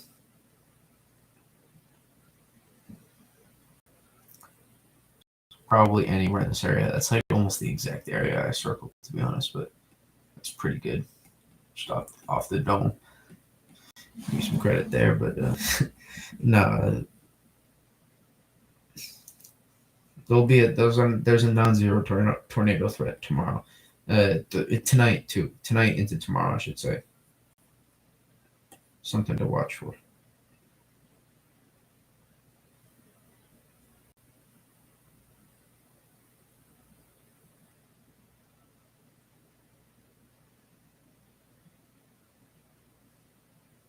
Oh, we haven't got an updated day 2 yet. Or have we? Or am I tripping? Is this the one? Or is this just for tonight? Either way, it's still Saturday, so it technically is tomorrow. Today is already tomorrow, if that makes sense.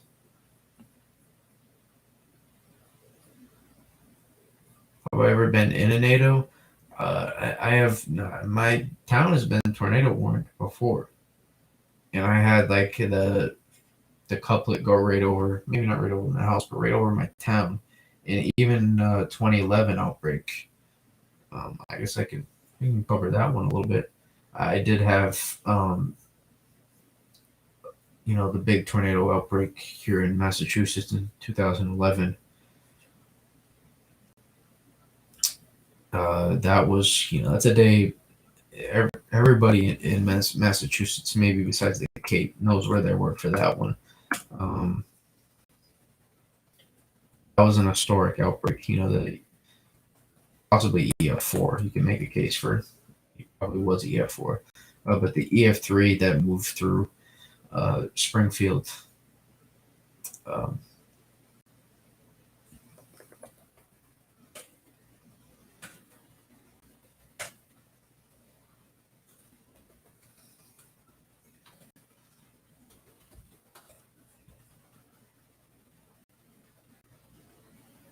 yeah, there's still scars. Yeah, you see, that's not a typical Massachusetts supercell right there.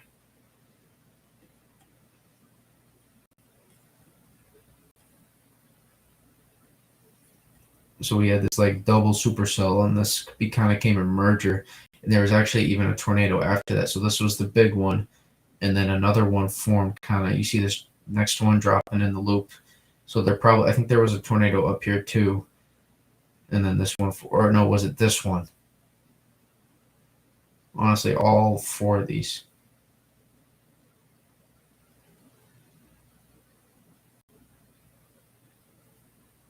I think this one even produced a tornado as well.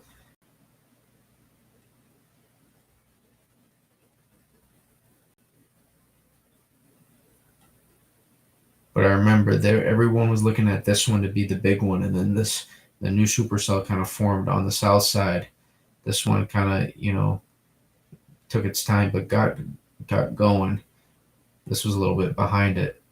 Everyone was looking at this one because this one was starting to pull apart, and it was producing some massive hail, had rotation. Everybody was looking for that one to be a big time tornado. But it was just this one was the one that was the biggest one. I think the one behind it produced an EF1 as well.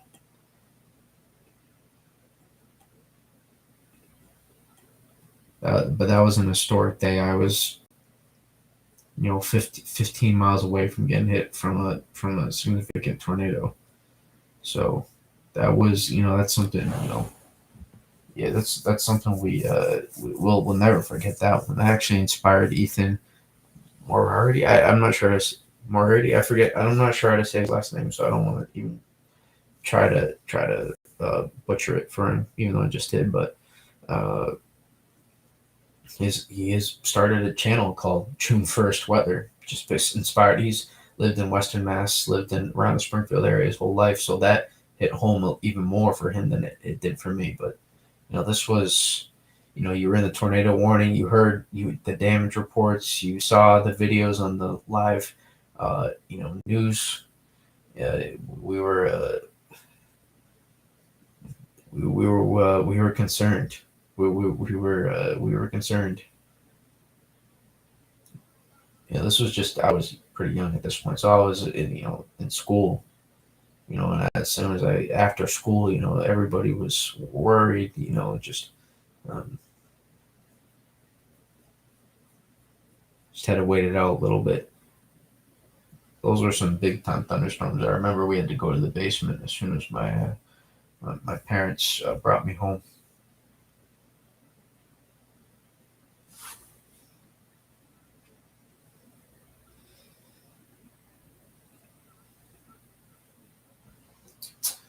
But I mean, we can take a look at some of that video too. It's those pictures.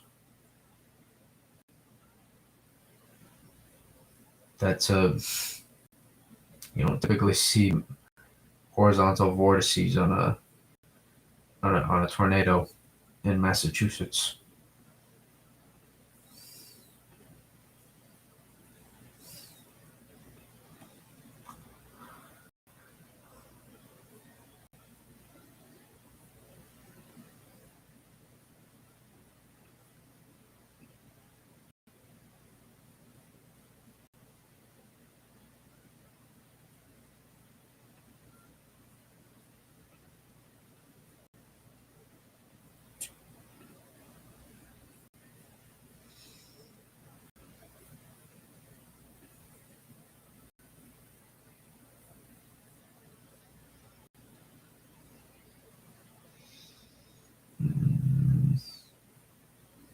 That was the other. It was on It was on all that terrain. It was on. It was on the ground for 40 miles. 40 miles. That was the crazy. The long. The duration of it. And it was technically, I don't want to say only, but it was just a slight risk that day. That was before they had enhanced risk, so it's possible they would have gone with an enhanced risk that day, which would have made sense and would have justified it a little bit more. But the slight risk, not justify was not a great word, but that's why you can you can't prepare. You gotta prepare for what's going to happen and not just the forecast.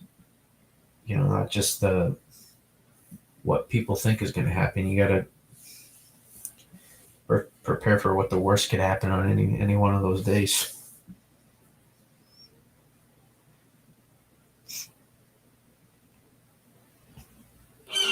Introducing Public Lands, a new kind of outdoor store that empowers everyone to. This was once an auto body shop here. 2 deadly tornadoes in its third largest city. Ripping through this part of the state, at least 7 through central and western Massachusetts.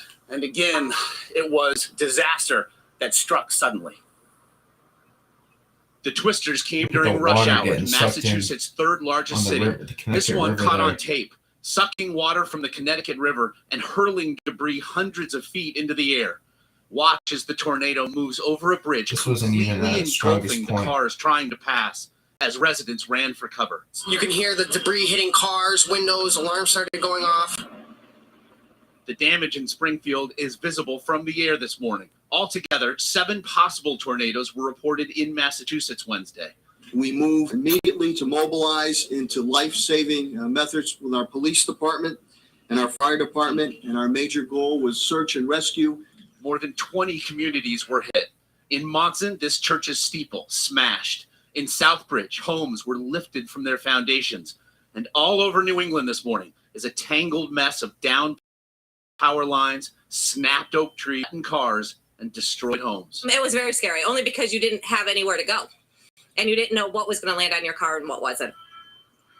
Throughout the night, the storms pushed all the way to Boston, where cameras caught the remarkable lightning show. In a state where twisters are rare, it was the worst tornado outbreak since 1953, when 94 were killed by a tornado in central Massachusetts. And in addition to those 1,000 National Guard troops called in by the governor, there are also FEMA search and rescue crews on hand. I had a chance to speak to one this morning, and he said his 80-member task force will be deployed in West Springfield, again, one of the hardest hit regions in this area. So this happened, remember, this was school getting out in rush hour. So it was, and that's most of the time when this happens, but that's rush hour and school getting out was not a good time for when that happened. So there's a lot of cars out on the roads while this happened.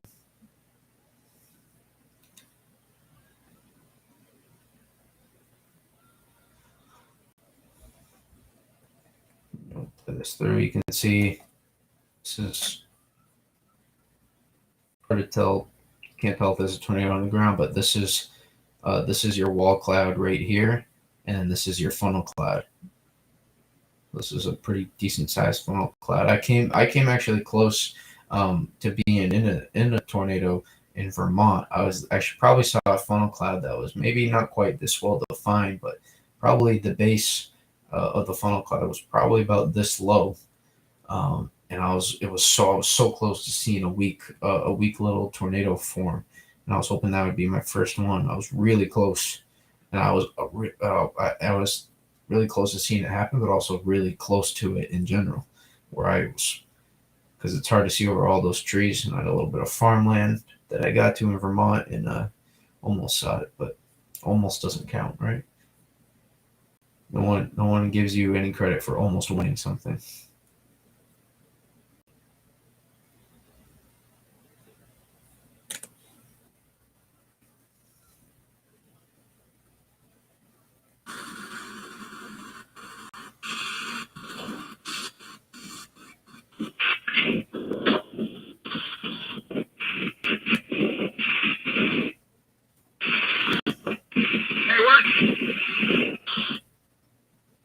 Oh, look at this good time loop. Notice the rotation. You can see the big time rotation there.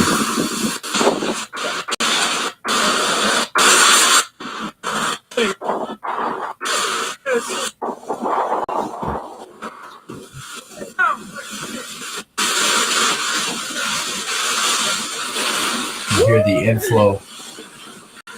Hear the inflow getting pulled into the tornado. So a lot of people, even if you don't get by hit the tornado a lot of times, we got it. It's the warning is important because the winds, the strong winds that go into the inflow of a tornado, those can be some really significant damaging winds. Because a lot of times, they're pulling in 40-mile-an-hour winds from one side, 60-mile-per-hour winds from like another. They'll and those are really significant strong winds. So always best to stay safe. Unless you're chasing it, you have experience. It's always best to stay safe and be in your tornado safe place, even anywhere in the tornado warning. And also debris can fly around just away from where the tornadoes, particularly in strong ones. So it's best to not venture out and try to see the tornado, as long as if you do try to take a video, just be aware. But don't try to.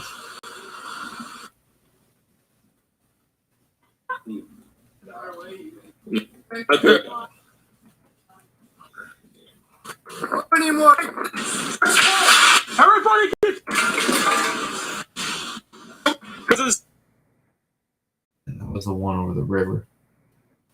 When it moved over the Connecticut River, that's the video of it sucking the water. It's still, I love that footage itself in terms of the extreme weather. I don't love what happened, but I love the footage we were able to get from that in terms of seeing that from a meteorological perspective. That's just very crazy. Get it whipping those trees down. Dude got caught in the tornado here. Right, remember this is rush hour. I had nowhere to go. He just ate the tornado one right there.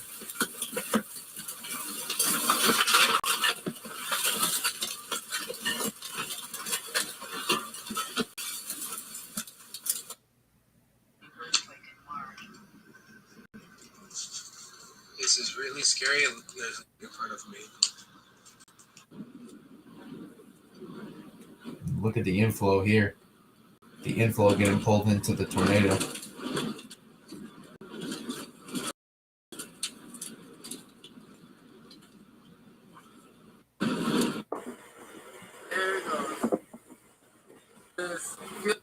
My hood's open. God. My fucking hood!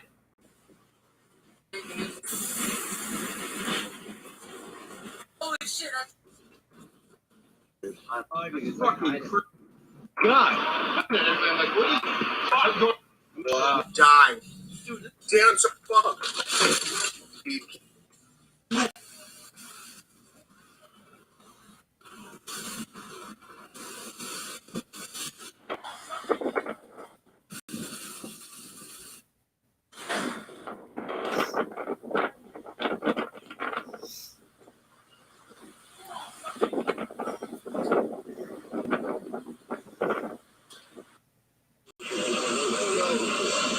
That shit's crazy.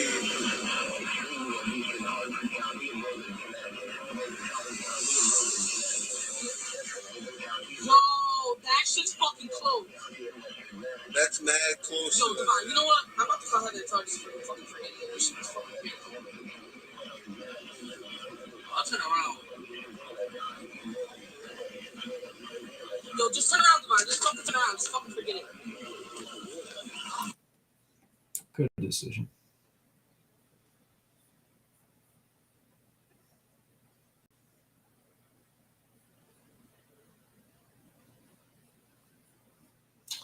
Appreciate everyone that popped in.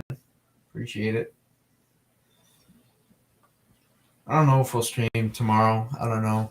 I've streamed a lot lately, and I've taken a lot of time of my nights off as I love keeping people as up to date as possible, but it's it's mainly more the extreme events I care about that I want to make sure. And if that upper level low does appear to track a little bit, and there goes the battery, of course.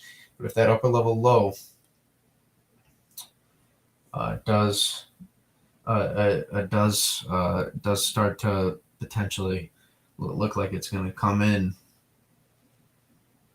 a little bit closer to the coast, and we could have a more significant flood threat, then maybe that's something we want to keep an eye on, and maybe that could be stream worthy if it gets close.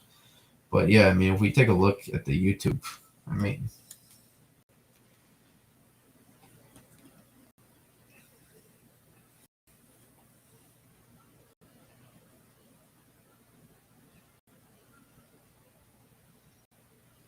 look at the. I mean, in the last 2 weeks, we've done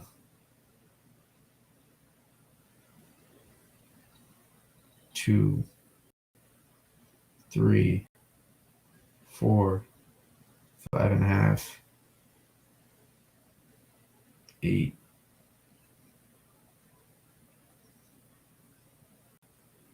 11, 14, 17, 20, 22, and after this one, it's going to be 24 hours of streaming. We've done 24 hours of streaming since Fiona. No, just in the last 2 weeks, last 14 days. So we've done a lot of hours of streams.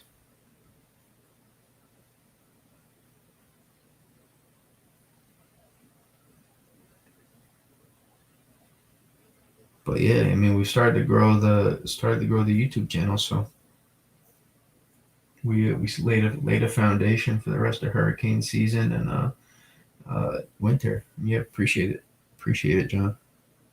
We you heard me earlier tonight. We got a passion. We're trying to help. Especially hurricanes. We're trying to help people. Winter is going to be a little bit more laid back, because there's less worry about death with snow. People can die from winter storms, but it's not the same. Not the same scope. So we really we went all out. This is tonight. It's going to make for over 24 hours of streaming that we've done. So that's impressive. And just Ian alone, I mean, we've done 21 hours of streaming just from Ian alone.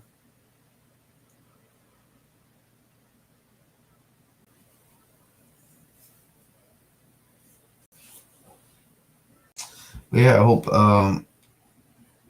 hope you all have a good rest of your night. Enjoy your weekend. Maybe we'll do another stream, and appreciate everyone that came in, everyone that stayed through until the end.